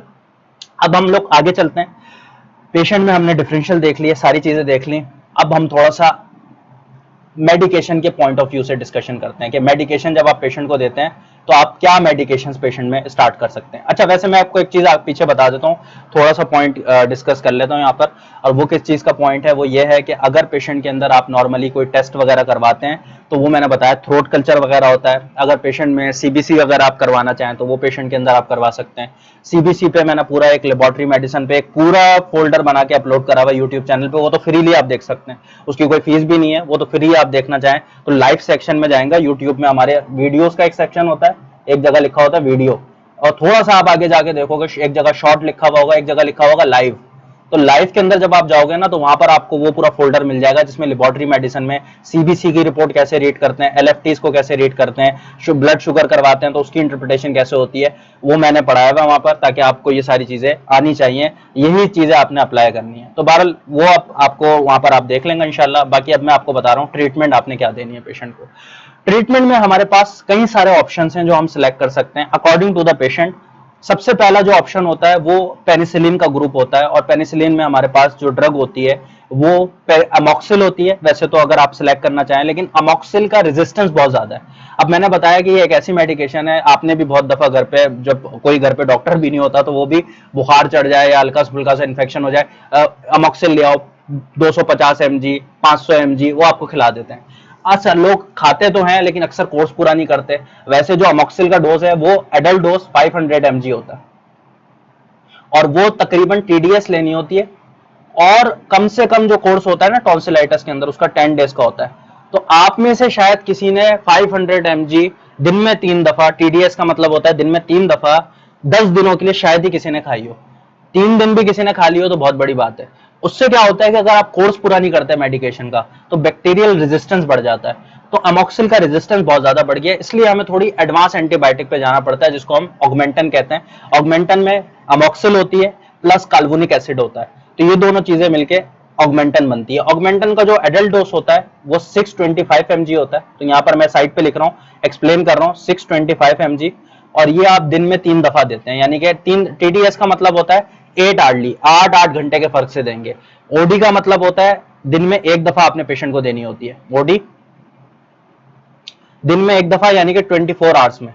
बीडी का मतलब होता है आप पेशेंट को 12 घंटे में कोई दवाई देते हैं, यानी कि दिन में 2 दफा। और क्यूआईडी का मतलब होता है दिन में 4 दफा आप देते हैं, ये मतलब 6 आवर्स के हिसाब से देते हैं। तो अगर आप 12 आवर्ली दे रहे हैं पेशेंट को तो बीडी कहलाता है, यानी कि दिन में 2 दफा। अगर आप 24 घंटे में 1 दफा दे रहे हैं तो वो ओडी होता है। अगर आप 6 घंटे में 1 दफा दे रहे हैं तो दिन में 4 दफा बनती है क्यूआईडी। और अगर आप 8 आवर्ली दे रहे हैं पेशेंट को तो ये टीडीएस कहलाती है, यानी कि दिन में आप फिर 3 दफा दे रहे हैं। तो एडल्ट डोज जो है 625 mg का, अगर आप पेशेंट को टैबलेट दे रहे हैं, कैप्सूल दे रहे हैं अमोक्सिल का या ऑगमेंटन का, तो ये आपके पास जो है वो 625 mg बनता है। अच्छा, इसके अलावा जो ऑगमेंटन का डोज होता है जो बच्चों के अंदर हमारे पास आता है वो होता है सिरप फॉर्म के अंदर आती है, और सिरप फॉर्म के अंदर 2 कंसंट्रेशन होती है, एक 156 की आती है 156 mg इन 5 ml, और एक आती है 312.5 mg इन 5 ml। तो 312.5 mg इन 5 ml। अगर आप सिरप पे देखोगे ना तो इस तरीके से डोज लिखे हुए होते हैं। एडल्ट डोज जो होता है ऑगमेंटन का वो आप तकरीबन पेशेंट को जो देते हैं बच्चों के अंदर वो देते हैं 30 mg पर केजी के हिसाब से, 30 mg पर केजी के हिसाब से। और वैसे 50 mg के पर केजी के हिसाब से डिवाइडेड डोज इसमें। अगर पर डे मतलब सिंगल डोज देना है पेशेंट के अंदर, आपने एक टाइम का सिंगल डोज कैलकुलेट करना है तो वो 30 mg ओवरऑल करके 30 mg पर केजी के हिसाब से आप कैलकुलेट कर सकते हैं। अच्छा, अब ये मैं जो आपको बात बता रहा हूँ ना, ये हम लोग सारी क्लासेस में डिस्कस जब करते हैं तो टेम्पो बनाता हूं, क्योंकि अभी आप सुन रहे होगे तो हो सकता है आपका दिमाग ये कर रहा हो यार 30 mg 40 mg अभी क्या बता रहे हैं, अभी दूसरी मेडिकेशन का बताऊंगा, तो हो सकता है आप थोड़ा बोले यार ये समझ में मुश्किल हो रही है समझने में। अब जब आप क्लास ज्वाइन करेंगे ना तब आपको नहीं होगी, क्योंकि हम पार्ट बाय पार्ट चलते हैं। पहले एक ऐसी डिजीजेस स्टार्ट करते हैं जिसमें कम मेडिकेशन देनी है, जब उनका आपको याद होना स्टार्ट होता है तो आगे जब ज्यादा देनी है तो उसमें फिर आपको वो बैठ जाता है दिमाग के अंदर, और ये फिर सारी डिस्कशन डिटेल से होती है। तो बहरहाल मैं आपको ऐसे ही बता रहा हूं कि 30 mg पर केजी बच्चे के अंदर जो डोज होता है वो आप देते हैं। 312.5 mg पर 5 ml सिरप आता है आपके पास, ये आप कितना देते हैं अगर आप इसको कैलकुलेट करेंगे तो 10 केजी के बच्चे के अंदर तकरीबन बनता है 1 टीस्पून। राउंड ऑफ करोगे वैसे तो 300 mg बनेगा, लेकिन राउंड ऑफ आप करोगे तो कितना हो जाएगा, तकरीबन 1 टीस्पून। 1 टीस्पून का मतलब होता है 5 ml। 1 टीस्पून जो होता है वो 5 ml होता है, यानी कि बच्चे को जब आप 1 टीस्पून पिला रहे हो तो 1 टीस्पून के अंदर कितना डोज है, 312.5 mg। तो आप 1 टीस्पून TDS देते हो, ठीक है। अगर किसी को समझ में नहीं आया तो मैंने बात करी है कि मिसाल के तौर पर 10 किलो का बच्चा है तो आप 30 को 10 से मल्टीप्लाई करोगे तो कितना बन जाएगा डोज, 300। अब हमारे पास जो सिरप आता है वो जाहिर बात है 312.5 mg है, तो आप इसको राउंड ऑफ करके दे दो, कोई ऐसा मसला नहीं है। 312.5 mg, 12.5 इतना ज्यादा नहीं है, तो आप 1 टीस्पून दे दो। 1 टीस्पून मतलब 5 ml आप पेशेंट को पिलाओ, और दिन में आप 3 दफा देते हो तो TDS दे दो। एडल्ट को भी TDS देते हैं, बच्चों को भी TDS देते हैं। अगर आपके पास 14 से 15 किलो का बच्चा है तो 14 to 15 kg, तो ये आप फिर 1.5 टीस्पून कर देते हैं। आप इसको कैलकुलेट करोगे तो इतना ही बनेगा, मैंने आपको कैलकुलेट करके बता रहा हूं ताकि आपको आसानी हो जाए। और अगर 18 से 20 किलो का होता है बच्चा तो आप इसको फिर 2 टीस्पून TDS देते हैं, ठीक है। तो सिरप ऑगमेंटन एब्सोल्युटली सेफ है बच्चों के अंदर, बड़ों के अंदर हम यूज करते हैं, और प्रेगनेंसी के अंदर भी एब्सोल्युटली सेफ है ऑगमेंटन। तो प्रेग्नेंट वुमेन है तो आप उसके अंदर भी दे सकते हैं। आगे आ जाएं, तो आपने एंटीबायोटिक के तौर पर ऑगमेंटन सेलेक्ट कर ली। अगर आप सेफेलोस्पोरिन का ग्रुप सेलेक्ट करना चाहें तो ड्यूरासेफ भी आती है हमारे पास, सेफोड्रॉक्सिल 250 mg और 500 mg में। तो 250 mg अगर हम देते हैं ड्यूरासेफ तो TDS देते हैं, और अगर 500 mg देते हैं तो BD देते हैं, दिन में 2 दफा। और ये कितने दिनों के लिए देने हैं आपने, तकरीबन 7 डेज मिनिमम और 10 डेज मैक्सिमम, आपने 7 to 10 डेज का कोर्स देना होता है। ऑगमेंटन भी जो देनी है आपने 7 to 10 डेज के लिए देनी है। वैसे जो ऑप्टिमम कोर्स होता है वो 10 डेज का होता है, लेकिन मिनिमम 7 डेज के लिए देनी है, तो ये आप दे सकते हैं। या फिर हमारे पास एक और ऑप्शन होता है जो कि आती है सिफेक्सिन। सिफेक्सिन जो है ये आपके पास आती है 400 mg। ये बच्चों में भी सेफ है, बड़ों में भी सेफ है, और बड़ों में वैसे एडल्ट के अंदर तो ज्यादातर मेडिकेशन आप ऐसा कोई मसला नहीं होता, प्रेगनेंसी में भी सेफ है। ये आप OD देते हैं पेशेंट को। इसका क्या अच्छी बात है कि एक तो इसका कोर्स ज्यादा दिनों के लिए नहीं देना, आप इसका कोर्स देते हैं तो 5 डेज के लिए आप पेशेंट को देते हैं, और ये तकरीबन आप यूज करते हैं तो सिफेक्सिम आप पेशेंट को देंगे। मिसाल के तौर पर एडल्ट पेशेंट है तो आप 400 mg OD देते हैं, और ये 5 डेज के लिए आप पेशेंट को देंगे। अगर आप प्रेगनेंसी में दे रहे हैं तो प्रेगनेंसी में भी सेम डोज है, एब्सोल्युटली सेफ है। बच्चों में अगर आप दे रहे हैं तो सिरप आता है हमारे पास सेफिस्पान के नाम से, सेफिगेट के नाम से, कैरिसेफ के नाम से, इन नामों से, मिक्सल के नाम से, इन ये अलग अलग ब्रांड्स हैं जो आपको मिल जाती हैं। जब मैं पढ़ा रहा होता हूं तो मैंने वहां पर मेंशन करी हुई होती हैं, अलग से मैं आपको ग्रुप्स में भी डिटेल भेजता हूं मेडिकेशंस की। तो बहरहाल ये कितना डोज बनता है, ये बनता है 10 mg पर kg, यानी कि बच्चों को आप देते हैं 10 mg पर kg के हिसाब से। तो मिसाल के तौर पर सिरप हमारा कितना आता है, सिरप आता है 100 mg इन 5 ml। अगर आप सिरप पे देखोगे ना कैरिसेफ के तो लिखा हुआ होता है 100 mg 5 ml। तो आप कितना दोगे, 10 किलो के बच्चे में कितना होगा, अगर आप मिसाल करो 10 into 10 करो तो कितना हो जाएगा, 10 किलो के बच्चे में डोज, 10 किलो के बच्चे में हो जाएगा 100 mg। 100 mg का मतलब क्या है, 5 ml में 100 mg है तो 1 टीस्पून देना। तो 1 टीस्पून OD, बड़ों में हम OD देते हैं तो बच्चों में भी OD देंगे। तो 10 किलो के बच्चे में 1 टीस्पून OD, 14 से 15 किलो के बच्चे में 1.5 स्पून OD, और 18 से 20 किलो के बच्चे में 2 टीस्पून OD आप पेशेंट को सिरप कैरिसेफ देंगे। तो एब्सोल्युटली सेफ है, और ये भी आप यूज कर सकते हैं। उसके बाद हम नीचे आ जाते हैं, तो फिर दूसरी मेडिकेशन हमारे पास जो है वो एंटीपायरेटिक है। बुखार है पेशेंट को, उसके लिए आप पेशेंट को पैरासीटामोल देते हैं। पैरासीटामोल जो है पेनाडोल 500 mg, एडल्ट डोज होता है TDS। अगर लो ग्रेड फीवर होता है तो 500 mg TDS देते हैं। अगर हाई ग्रेड फीवर होता है पेशेंट को तो 2 टैबलेट्स कर देते हैं पेनाडोल की TDS 500 mg की, यानी कि वो डोज हो जाता है 1000 mg का। तो अगर लो ग्रेड फीवर होगा, हल्का फुल्का सा बुखार है, तो 500 mg TDS दें पेशेंट को, यानी कि एक गोली खिलाए पेनाडोल की दिन में 3 दफा।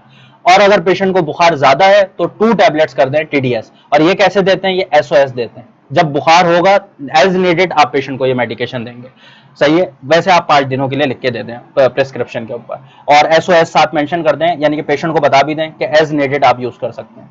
उसके बाद जो हम पेशेंट को मेडिकेशन देंगे वो क्या मेडिकेशन होगी, तो पहली हमने एंटीबायोटिक दे दी, दूसरी हमने एंटीपायरेटिक दे दी। अच्छा, ये मैं बच्चों में भी बता देता हूँ, ये पैरासीटामोल एब्सोल्युटली सेफ है प्रेगनेंसी के अंदर भी। बच्चों के अंदर जो हमारे पास डोज आता है वो आता है 2 डोज आते हैं। कालपोल सिरप आता है 120 mg in 5 ml और 250 mg in 5 ml।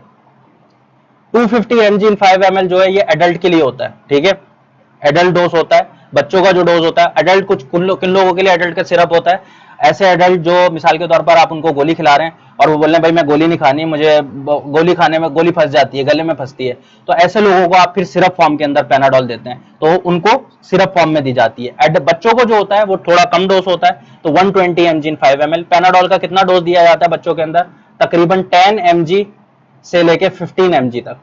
तो आप 10 mg टू 15 mg पर केजी के हिसाब से आप बच्चे को डोज दे सकते हैं। तो मिसाल के तौर पर बच्चे के अंदर भी डोज एग्जैक्टली यही बनता है। कितना बनता है, अगर 10 किलो का बच्चा होता है तो 1 टीस्पून TDS, 14 से 15 किलो का बच्चा होता है तो 1.5 टीस्पून TDS, 18 से 20 किलो के बच्चे में 2 टीस्पून TDS। ये फॉर्मूला वो डिराइव हुआ है जो आप इजीली इन सारी मेडिकेशन को इस फॉर्मूले पे हम इसको डिवाइस कर लेते हैं, कुछ मेडिकेशन को छोड़ के, लेकिन ये इस तरीके से कैलकुलेशन करी हुई है ताकि आपको आसानी हो। बार बार आपको हर डोज निकाल के लिख के पेशेंट को कितना देना है, अगर आप एक फॉर्मूला याद कर लें तो आपको अच्छी तरीके से याद हो जाता है। बहरहाल आप फिर भी पेशेंट के अंदर अगर आपको कहीं कंफ्यूजन हो रही है तो आप कैलकुलेट भी कर सकते हैं। तो 10 टू 15 mg पर केजी। अच्छा, ये कैसे याद होता है कि किसको 10 टू 15 mg, किसको 30 mg पर केजी, किसके अंदर 50 mg पर केजी, ये आपकी प्रैक्टिस से आपको याद होगा, प्रैक्टिस से याद होगा। और साथ में याद रखें कि ये चीजें आप ना इसमें थोड़ी लॉजिक भी लगाएं। जैसे मिसाल के तौर पर 10 mg पर केजी पैरासीटामोल का डोज भी होता है, 10 mg पर केजी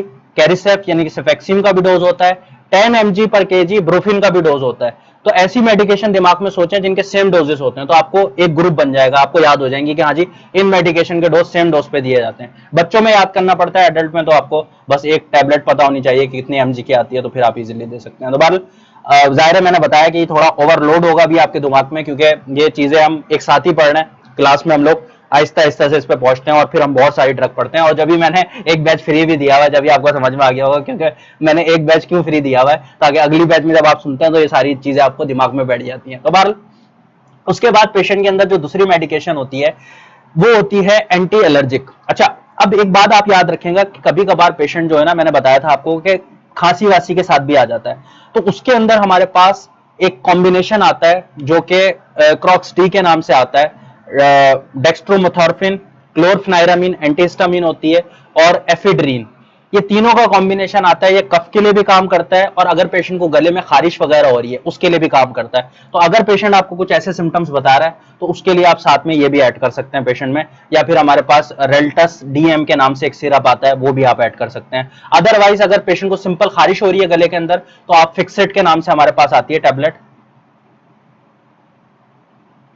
फिक्सेट के नाम से, ये आपके पास 60 mg का टैबलेट होता है, एडल्ट के अंदर 60 mg होता है। बच्चों के अंदर अगर आप खारिश हो रही है गले के अंदर तो आप बच्चों को सिरप फॉर्म में देते हैं। बच्चों में सिरप आता है टी डे के नाम से, टी डे या जार्डिन डी के नाम से आता है, यहां पे मैं लिख देता हूं।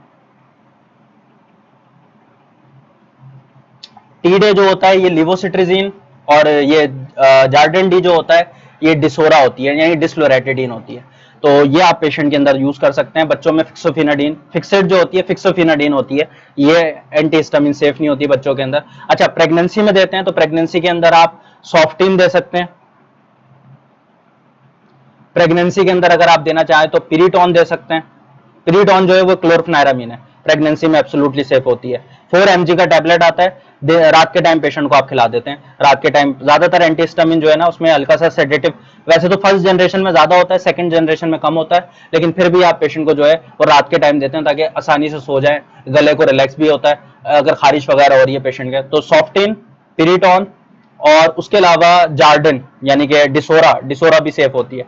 वैसे ये जो है दोनों कैटेगरी बी में आते हैं और डिसोरा जो है वो कैटेगरी सी में आती है, लेकिन ज्यादातर लोग इसको भी यूज कर लेते हैं, तो आप यूज कर सकते हैं डिस्लोरेटिडीन को भी। तो ये प्रेगनेंसी में सेफ ड्रग्स हैं अगर एंटीहिस्टामिन आपने देनी है। उसके साथ आप पेशेंट को ग्रेगल्स के लिए बोलते हैं, नमक के पानी से गरारे करें, उससे थोड़ा सा रिलैक्स होता है। अक्सर माउथ वॉशेस बड़ा हेल्प करते हैं, क्योंकि पेशेंट के जो माउथ, बहुत सारे लोग ऐसे होते हैं जिन्होंने दांत नहीं मांजते सही तरीके से, ओरल कैविटी बहुत गंदी होती है, उसकी वजह से बैक्टीरियल इन्फेक्शन लगने के चांसेस होते हैं, तो बेंजरीन माउथ वॉश वगैरह इस्तेमाल कर सकते हैं। अच्छा, इसका अल्टरनेटिव भी मैं आपको बताता हूँ, क्योंकि जब हम ओपीडी की क्लास में डिस्कस करते हैं ना, तो एक ट्रीटमेंट की बात नहीं करते हम कई सारी ट्रीटमेंट की डिस्कशन करते हैं कि ये ट्रीटमेंट भी आप डिस्कस, अगर अल्टरनेटिवली ये ऑप्शन नहीं है तो ये आप यूज कर सकते हैं। मिसाल के तौर पर ऐसा पेशेंट जिसको पेनिसिलिन ग्रुप से एलर्जी है या सेफेलोस्पोरिन ग्रुप भी आप नहीं दे सकते, तो उनके अंदर अल्टरनेटिव ऑप्शन जो होता है वो होता है अजिथ्रोमाइसिन या क्लिथ्रोमाइसिन। ऐसा एक पेशेंट आया कि डॉक्टर साहब मुझे जो है ना पेनिसिलिन सूट नहीं करती, मैं खाता हूं तो मुझे खारिश होना स्टार्ट हो जाती है। तो ऐसे पेशेंट में आप क्या दोगे? पेशेंट को एजोमैक्स दोगे। एजोमैक्स कितनी आती है? 250 mg, 500 mg आती है। 500 mg आप पेशेंट के अंदर देते हैं और ये 5 डेज के लिए देते हैं। तो पेशेंट को जो है वो 5 डेज के लिए ये इस्तेमाल कर सकते हैं एजोमैक्स। अच्छा, इसके अलावा अगर मिसाल के तौर पर आप पेशेंट में क्लिथ्रोमाइसिन ऐड करना चाह रहे हैं तो 250 mg, ये क्लेरिसिट के नाम से आती है, ये आप यूज कर सकते हैं। 500 mg, अगर आप 250 mg इस्तेमाल करते हैं तो अमूमन टीडीएस देते हैं, 500 mg देंगे तो बीडी देंगे, तो ये भी आप इस्तेमाल कर सकते हैं। वैसे एजोमैक्स अच्छा ऑप्शन है, सिर्फ 5 डेज के लिए देनी होती है। क्लिथ्रोमाइसिन अगर आप देंगे तो ये 10 डेज के लिए दी जाती है, तो ये भी 10 डेज के लिए इस्तेमाल होती है। बाकी अल्टरनेटिव ऑप्शन में पैरासीटामोल की जगह यूज करनी है तो आप मेफेनेमिक एसिड, पोस्टान फोर्ट, याद रखें प्रेगनेंसी में सिर्फ पैरासीटामोल सेव है एंटीपायरेटिक, अदरवाइज इनमें से आप मेफेनेमिक एसिड यानी कि पोस्टान भी नहीं दे सकते, ब्रोफिन भी यूज नहीं कर सकते। एनसेड का ग्रुप प्रेगनेंसी में कॉन्ट्राइंडिकेटेड होता है, और यहां पर आप एजोमैक्स दे सकते हैं प्रेगनेंसी में। अगर प्रेग्नेंट वुमेन है, पेनिसिलिन एलर्जी है, तो एजोमैक्स इज एब्सोल्युटली सेफ। उसके अलावा नीचे आ जाए तो यहां पर पेशेंट के अंदर आपने एक और बात याद रखनी है कि अगर पेशेंट में गले में सूजेस ज्यादा हो, पेशेंट बता रहा है कि डॉक्टर साहब मैंने गरारे कर लिए हैं, मुझे कोई सुकून नहीं मिल रहा है, बहुत कम रिलीफ मिला है, तो आपके पास बेटनीसोल की गोली आती है स्टीरॉइड की, वो 2 गोलियां कप ऑफ वाटर के अंदर मिलाकर पेशेंट को जो है वो आप दे सकते हैं। उसको मिलाए और उसके साथ गरारे कर ले तो उससे रिलीफ मिल जाता है। तो बेटनीसोल की 2 गोलियां आती हैं, अगर उससे ग्रेगल्स नॉर्मल सॉल्ट वाटर से या बेंजीनिन माउथ वॉश से कुछ असर नहीं पड़ रहा है तो आप 2 कैप्सूल जो है या 2 गोलियां आप पेशेंट में कप ऑफ वाटर के अंदर मिला के पेशेंट उससे ग्रेगल कर ले, तो वो भी पेशेंट यूज कर सकता है। अच्छा, बार ये आप समझ गए ओवरऑल ट्रीटमेंट आपने क्या दिया पेशेंट को, किस तरीके से मेडिकेशन यूज करी है। यहाँ पर मैंने आगे चलकर एंटीहिस्टामिन का भी बताया हुआ, फिक्सोफिनाडिन का, तो ये आपने अल्टरनेटिव ऑप्शन में मॉक्सीफ्लॉक्सासिन, लिवोफ्लॉक्सासिन ये भी ऑप्शन होते हैं। फिक्सेट ये मैंने यहाँ पर मेंशन करी हुई है, 30 mg, 60 mg, 120 mg, 180 mg, अलग अलग फॉर्मुलेशन में आती है। आप 60 mg देते हैं एडल्ट को, फिक्सेट के नाम से आती है, टेलफास्ट के नाम से आती है। बहरहाल ये ओवरऑल मेडिकेशन की आपने डिस्कशन देख ली। आखिरी में हम पेशेंट को जब आपको पढ़ा देते हैं ये सारी चीजें, तो इस तरीके से आपके पास प्रिस्क्रिप्शन पेपर ग्रुप में शेयर होते हैं। प्रिस्क्रिप्शन पेपर देखें तो 2 प्रिस्क्रिप्शन पेपर हैं जो मैंने आपको अलग अलग मेथड बताए। एक के अंदर मैंने ऑगमेंटन दी है, पेशेंट को निम्स दी है। निम्स जो है ये आपके पास एनसेट का ग्रुप है, तो आप अल्टरनेटिव ऑप्शन के तौर पर अगर आप पैरासीटामोल की जगह यूज करना चाहें तो मैंने बताया एनसेट का ग्रुप भी यूज कर सकते हैं। तो निम्स मैंने यहाँ पर ऐड करी हुई है। इसोमेप्रोजोल यानी कि आप पेशेंट के अंदर देते हैं ओमीपैराजोल, ये आपने क्यों ऐड करी है? जब भी आप एनसेट का ग्रुप ऐड करते हैं तो अक्सर एनसेट और ऑगमेंटन ये काफी ज्यादा पेशेंट को गैस्ट्राइटिस करवाती हैं, तो गैस्ट्राइटिस ना हो उससे बचने के लिए हम पेशेंट को यहाँ पर ओमीपैराजोल भी ऐड करी हुई है साथ में, या इसोमेप्रोजोल आप पेशेंट को दे सकते हैं। फिक्सेड यहाँ पर पेशेंट को दी हुई है, साथ में पेशेंट को हिदायत लिखी हुई है, नीम गर्म पानी करके नमक मिलाकर या बेटनीसोल की 2 गोलियां 1 गिलास पानी में मिलाकर दिन में 2 बार गरारे करें। तो ये सारी इंफॉर्मेशन मैं आपको इस तरीके से शेयर करता हूँ। हाथ से लिख के अक्सर क्या होता है कि डॉक्टर साहब समझ में नहीं आ रहा आपने क्या गोली रखी है, आपसे ये कौन सी मेडिकेशन है, तो मैंने आपके लिए डिजिटल प्रिस्क्रिप्शन पेपर बना दिए हैं ताकि आपको कहीं पर मसला ना हो कि गोली कौन सी लिखी हुई है, जर्नल इंस्ट्रक्शन में आपने क्या बताना है पेशेंट को। इसी तरीके से यहाँ पर दूसरी लिखी हुई है, यहाँ पेशेंट को जरा कफ भी था तो कफ के लिए हमने वही रेल्टस डीएम ऐड कर दिया, खारिश और कफ के लिए ये हम लोग ऐड कर देते हैं। बाकी ये प्रिस्क्रिप्शन मेथड लिखा हुआ है। बाकी मैंने ये सिर्फ आपको आइडिया देने के लिए, जाहिर है अभी मैंने थोड़ा आखिरी में फास्ट कर दिया लेक्चर को इस वजह से कि जरा हमारा एक टाइम था 1 घंटे का वो कवर हो जाए, और मुझे एक साथ बहुत सारी चीजें बतानी थी तो मैंने कोशिश करा कि मैं इसको कवर कर लूं। आई होप आपको यहाँ पर मेरी क्लास समझ में आई होगी। अगर आपको कुछ एक्स्ट्रा क्वेश्चंस हो कोर्स के हवाले से वो आप पूछ सकते हैं। हाँ, टॉपिक के हवाले से कोई क्वेश्चन हो तो वो आप कोर्स में आके पूछ सकते हैं, ये आपने याद रखना है। ये हमारा ग्रुप्स हैं जिसमें हम लोग प्रिस्क्रिप्शन पेपर शेयर करते हैं, मेडिकेशन जो पढ़ाता हूँ उनकी डिटेल्स भेजता हूँ नीचे, कितनी डोजिंग में, बच्चों में कैसे mg पर kg के हिसाब से कैलकुलेट करा हुआ है। यहाँ पर अगर आप देखें तो ये ग्रुप में कुछ स्टूडेंट्स जब हम लोग पढ़ा रहे होते हैं तो ग्रुप में नहीं, क्लास के अंदर, लाइव क्लास जूम के अंदर ये खुद प्रिस्क्रिप्शन लिखवाता हूँ उनसे ताकि पता लगे उन्होंने सीखा है कि नहीं सीखा। असल जो सीख होती है ना वो आपको खुद पता लग जाती है डायरेक्ट क्लास में कि जो आप पढ़ा रहे हैं वो बच्चा लिख भी पा रहा है कि नहीं लिख पा रहा है, स्टूडेंट जो है वो मेंशन कर भी पा रहा है। जाहिर बात है सारे बहुत अच्छे डॉक्टर्स हैं, ऑलरेडी ओपीडी चला रहे हैं, लेकिन फिर भी आप लाजमी चेक करना चाहते हैं। तो ये हमारा टोटल लेक्चर था टॉन्सिलोफारिंजाइटिस का, और कोर्स का इंट्रोडक्शन भी था, काफी दिनों बाद आया था। इंशाल्लाह और भी आपके लिए अलग सेशन लाऊंगा, लेकिन यह है कि कोर्स के हवाले से आज थोड़ा बताना था आपको, तो मैंने बता दिया। इंशाल्लाह अगर आपने ज्वाइन करना हो तो 14 तारीख से स्टार्ट हो रहा है। ज्वाइन आप किसी भी टाइम कर सकते हैं, अगर आप बीच में भी ज्वाइन करना चाहें तो कोई मसला नहीं होता, क्योंकि मैंने बताया कि एक बैच तो वैसे ही हम फ्री देते हैं, रिकॉर्डिंग भी होती है, तो आप कभी भी ज्वाइन करना चाहें, बीच में भी आप कभी आके ज्वाइन करना चाहें तो कर सकते हैं। लेकिन स्टार्टिंग अभी हो रही है 14 तारीख से, फिर अगले महीने भी बैच आएगा, तो इस तरीके से कंटिन्यूसली हमारे बैच चलते रहते हैं। इंशाल्लाह मिलेंगे आपसे अगली क्लास में, तब तक के लिए अल्लाह हाफिज, bye bye and take care.